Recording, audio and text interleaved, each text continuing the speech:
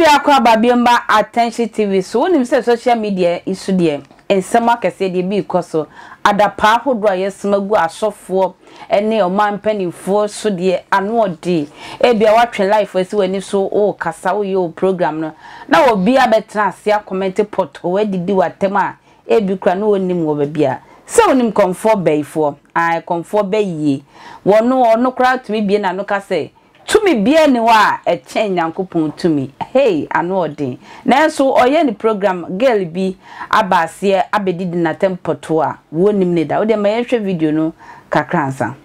abi adanti na wonim me da o ma me hoda unhia me face to face da na wo twere comment fun de go me video ase ti ha bafo montini yati ba bi o da sebere se obedidi wo hene bi atem na wo fiu obedi di minister bi atem na wo fiu obedi di sofo bi atem na wo fiu wa media mema mo aye na reply o wala ro ma montini yati ba bi o ababa wa menim ne da ena wo de comment fun ba me video ase bafo wala ro ma wontina mete ba bi dia me sraba ma ababa wa yi abrabo ayem koso pe aya oni abenedie de e ma bi mpa ne so na setenam na dwumam na wade si muda berema bia wona ne betena te asefo asase isu bia adwuma bia wona ne nsa be som wiase bia nye basa wona setenam isra yawo de amane yamumma isra nkukuo ayawo amane abeberese ehaw atete esan ni nkwanhia amane yamumma ene wono ankasa na barabo ekabie ene yenim guase mamumma bi mpa ne so wate asefo asase isu a wote da da nyame wonti mete baabi medase aya na ansem mi se no mihia sofo a ene nim de no ewo anim kaka na mene na pensem na yahwefo nso enya ntiase me wo Lady Reverend Victoria e wo hase a mene ne betwetwe nkomafa eye konfo bayifo ene num ya na se duabo a wabo a enya ge no 24 hours eda so me ma me wo ha me bebisa no emu nsem na odi anu yensu beba mama kwa aba yeah na mama say woni comfort bayifo de oni nam tenten so sa edu se yen kwa asole okobi edu se yen yi a oye bi na before asama ye be kon enkomo no so dit into deep no comfort bayifo no aya wota aka say tumi bia ni ho a eso se Nyankopon tumi enti bosomi we no eden na ode ye say woni mpa say Nyankopon tumi se tumi bia why say odi abosomachi medase ema etefo nso achi eradi insha ya hwefo ina no onto mo nkwanem ada ye to matimi ahwe comment wakasa no kwasem se tumi bi nso nsene erate na Nyankopon tumi ensaya de eya de yi eno ntino enam se de bonye ni bi ewu enye Nyankopon fani nti ana Awurade mani pabre se di pabe sacha na dwene firi na kwamone so na watimi asenya no te Awurade to ne bo ema ne ma Awurade wa abojo kire ema ne ma eno nti nipa bia ni timo odene no onfa na semo Awurade esanse hunu se ode Awurade a eda ben sanse Awurade no oja wa semma no a waja ma no o hwe dipa no se dipa no be sacha na adwene asan enya nkwa sa dabe dipa no ya na so ye na adwene se onye na adwene so be sachira Nyankopon ni timo odene chensa abosom no na mum no na botre na yemu yeni na doye nti ena yehunu sa se ono de onsei na yebre omani pabre but bosom no so entisa ntino be konfo bayfo yi ono no wasosa tumi mienu ahwe hunu nemu oduro wow onim se Nyankopon tumi e de nemu oduro na mum no we ni de eyesho instant no ya we say ntina wakofa no se ade abe ode we no ho enkofo ko no ho yeah eko gem wapa ma wo se okasa no okasa aya asofo ni bi wo ho mo ye pregnant obi abedi o matem a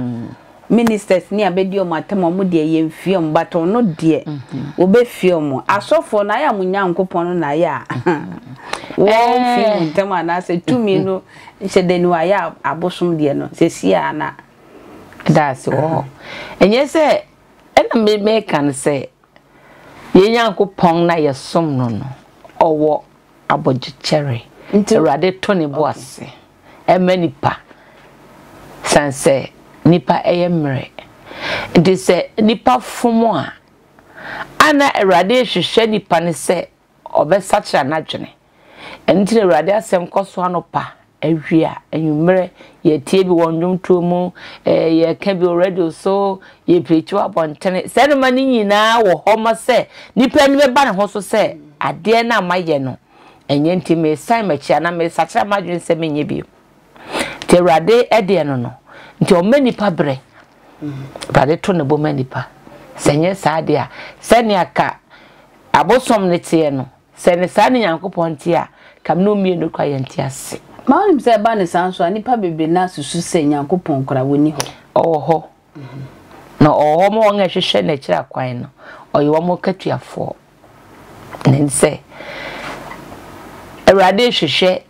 wo wadwen sachara konfo ya nkasa ne Rade hwehwe na dwen sachara eye konfo be efu wonim dada o dabi wonim se nyame wo ho otaka 31st clock Reverend Obofo aso dem ko 31st o eno hono na e kire madwen so kakra wonim pa medase Satan eni ate kwa mo faso no motimi di wia even agidifo no ebi no wom strategy ni bi no no we say obo Nyankopon di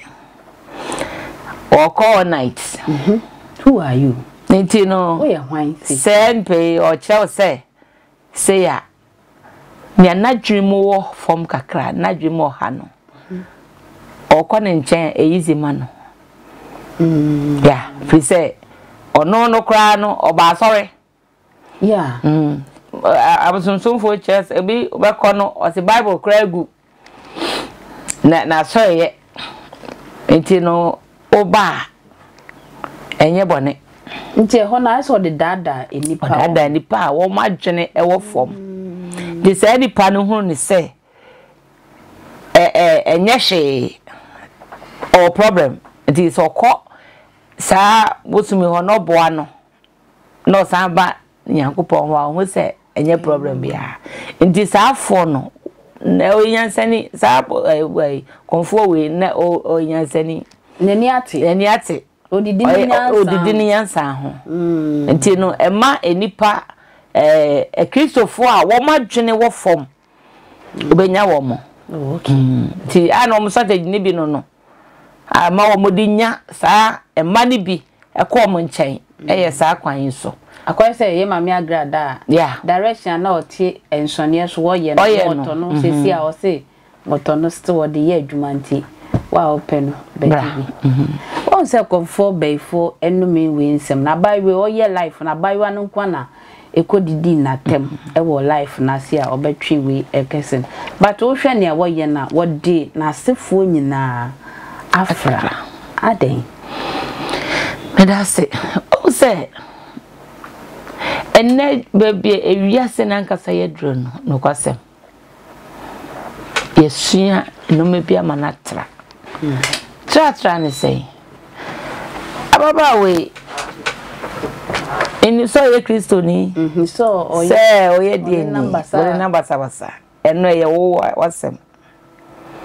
between even ye wa sofo bi wo oman mu a me baby ni preach me ko pe bi ntieda na mano akopa benko ho ndi konfoi ni oye no se onye interested ma o kopa de wo ho akoko na enye sua de ma ambebunu no titiru okay ya broso se obi na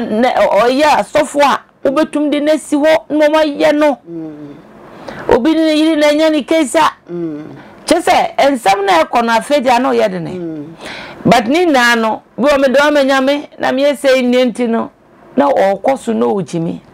ntima eye no ayese mframa mu ye nso eye adwuma wo ho eye adwuma ye ti ase na obi abe comment edidi ya tem owo punishment ye no ye se me ma me mfa ne sa owo adenti no ni sadi ye ka ye na hu hia wo abotra okay ha ho hwe anantie anase wetie we na nkwasasem a toturu baabi na adwero ba sa wo betro nkwasasem agu ase okocho ye den maame ana wo afutuo bi a ye maame ka mo nsam ya mo kan ye medie minyansam misusu se ka mo kan ni se ya kaye ontime nya no ajai enko ha ho na eni atem ade na odi atem eni atem nipa no wakasa na wakan no wani nye ho mepa metie mepa twomko but ni na aisesi na obi ade ton ho na aisesi si ebre na yedum wiase we mu no ano ya afo na yehu omo won emu ade na yehu omo wo ma edi atem sa afo sisi na ni di akwa akire ndi sisi ano obi sua na ye nhye ne so se de ye obi fie ye na se obi de ye wodi obi dwen ho ebia meke wu ni hwe ni frene ka so beto bo abo wa mame de bia de nan gina bi so nti ye wo bi won mo gina sa social media yi so ebe di atem ebe kansem na ade e wo de kura na wo de nan si so wo de ote so nti no wo no wo de ho beto no mame dule mo wo bo wo de ni eta na chi nti no anye se obi ebe kasa se de ope no watwepe no bi na si ho no waye no o the president bi asi ho o the sofo bi o the mama bi o kan nsem no saa nti no eye ofe wo se nipa sua ne ye bone chan ne ye pa ye wa sofo bi wo man mu a wo mo ye decent wo mo dress na ade nipa do mrantie no dodo san na wo hye wo aka che wo se so far smesi ana osua sa sofo no but akwai otofista sa ye friend say coach ya obetwe otofista ye sua no ye wo embebre aka ho menne ye mebro ne ye chatawale mu nyina wo omo penti omo ye tire ho sani omo no ye ni omo a koso wo ye bremu a tumi e wo mu edi eche no enwa ye duru fi se ya maso. Wow. They say, comfort by 4 days or by ye, ababa we no di jinani ya, a pimuni. Also, or pacha, sorry. Enti sesiano, lady nusu of course, of one as of cat and say, Wakasa, etia ubi. Inti mama sesiano, one co by 4 ho, and fa a patch on unco direct, and na say, or mass of one American. Number one, my man, I die. Debbie, ye break it. Then I ye break it. No, cause I say, you never one ma, your dad, I want the chrono, if we are saving young. Do lemo. Oh, yes, software do lemo. Oh, yeah, but some do lemo. Into Wababa or the Hina Wichina. The software no. On can crazy any more guassi. Uncle, not only Kimano.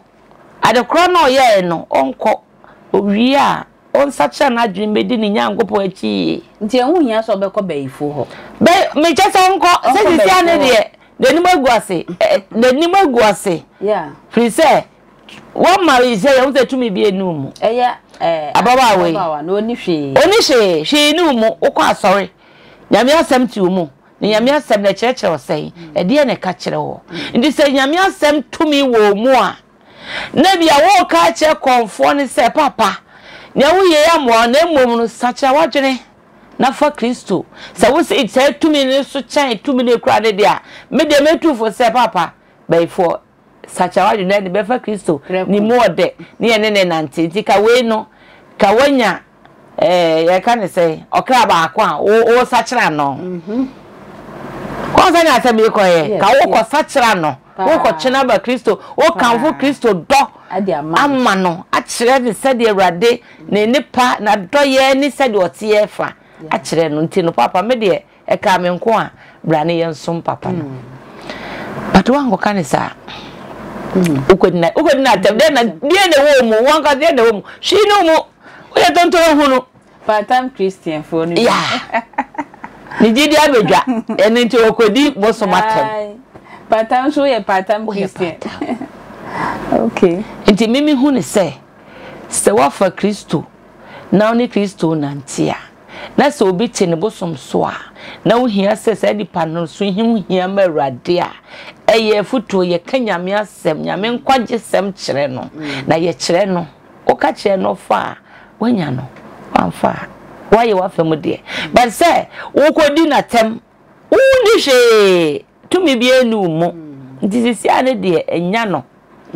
yeah nti mama sesi ano akwai se nyankopon tumi wo sa na bonsam so tumi wo but obi andi nle mu sa na mpese me chesa asase we nu tumi mienu na wo so okay nti anya nyankopon tumi e bonsam tumi nti no me no ana obi ni me ya de a me che ne se me sum nyankopon otiase na wo so obi a wo so bonsam otiase na bonsam no onzo krodi asem bonsam so di asem I don't know the asem. Wow. Bonsam di asem. Eba. Yeah. Nti abefo no mu hia, wo mu di asem. Ansa. Ya no kwa abefo camp na. Ye be di asem. Ye be di asem nansa. Ya yo say bi ya di atoso. Wow. Omu fiti prekopa. Debe. Ye fiti prekopa. Wow. Di asem. Nti no me hu ni say eneme futu am de be ma ye nuanum agidifo. Yeah. Say ensam kwa yengan wi wona nkasa no nsachira kura wi nti wo mama yenye yenkwa ho adwuma na anoya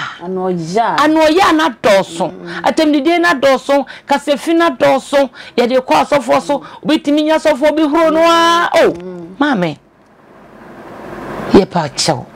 yen sachira sa kasa no na eno na ye hu se eno na nkrofo de se a ye attention TV se ba se ye di atem se hu na wo de obehu ba bia ye be ne nam pri se ye chis opanu bi ne na be so ye be horo no a potoa debi emu ba bia ye ka nkwaje asem ba bia ye ka abotoye mu nsem no ana ye mpentie papa it's true nti ababa wa no se rade de ne nkwache no na se osanya ne kraba efiri sa no me we nsemo a enye futu emma no se ondi ni lemu wow na onkanfo ni nyankopon ne ye pa enkyere se nya oni so ahoodene obekọ ho nyankopon no won ehwe chi akwa ne ketuafo na bonsam so won ehwe chi akwa ne ketuafo nti ho ayechi na wo di na ho na wo hwehwe no nti nya wodwen sa me kọ urade ho me san kọ bosom ho me kọ asole me kọ agodidi bosom bi atem me mu bibi wo mu na level by level ya so for bi betumi akondem papa we asatapo no one time yeah obeka na no atum yeah pese tumi bi ni chen tumi bi na mbom no sa wundu sa level na enko mia mikrom fie bi ya hemfie na womo wota woma ya endo no womo ya yi no abemu bi sole fie ho ni gidi abedwa o sha se na wa nyame afre no na kikikikiki yehu ya se wabubu egufo wabubu ade no awo bubu fi ho ye de se wa do bubu no yi biaba tumi bi chebi na tumi no hwan na gira wachi a okwo amaw nyankopon gira wachi se odomarema okonfo a okwo amaw ana no ade no abakosem a mebeti ye no ye se titimbire mu no ye de oba tan ne ne mma miensa na ye chef om ye sa ade no wow na yeku omodo omoto fom yes ade no wotete na adekro no wo ho abepem nne na abranti a sorry beka enkwaja so sinya me afre wo tuko save o man ho me so a eno no so okobubu obodam wow wabodam obodam ya enti no ko sem sana me hu emranteri bi se bi asofo bi jara bi preachi odi atem okasa obi social say ba no so me show mu din mame tobo ase abante tobo efise nyankopon pe ena temu won sem na sebe sa konfo na nkasa na otonkwa nyankopon hia na dwen sachira pa oya we ya me person sachira na dwen nti obehwe na ama no kwa ya edabi beba sa nipa no betuma sachira na dwen abeye Kristo dia nti no nyankopon wo brema nipa yina nti dia oye no me nipa bo no me hwe na nya me kan se Awurade hunimobo na Awurade betime hunimobo nso dakobi sa wan sacha na dwen na breso na Awurade esai no a asai no wi nyankopon pe na esai obi a oni dem ababa we sempo eba se konfo no ye kan na se osi onje mo a Awurade wo tumi so obegye ababa we free konfo ne nsem so bra obey enu no se Awurade bia makasa wankasa yi famfom so cheme Awurade begye no free ne nsem sa enu de enu kreta we me ma me se anu ya no ewo Ghana no adosun anu ya ni atem didie youth na obi twi camera besu ye ni video obi timi ye no anu ode me krada na obi be je me se me wi von yi anu ode yo me se o to bi brand amaje ni mu ode a hye ne kama wo se ye sua niema bi ewo ha konfo be fo so ma me se se wonim se nyankopon tumi pa wo a wo srebra na bedwan ne ye ana se bebia won na wonim se ho so beboa wo srebra agina ho na se wo ha ewo ha no aya na eno so anu aye din nyame ya aduma ye besen hye biom ekwie ntwa na me ne mame Lady Reverend Victoria Chance edin komotwetwe ndi bro makram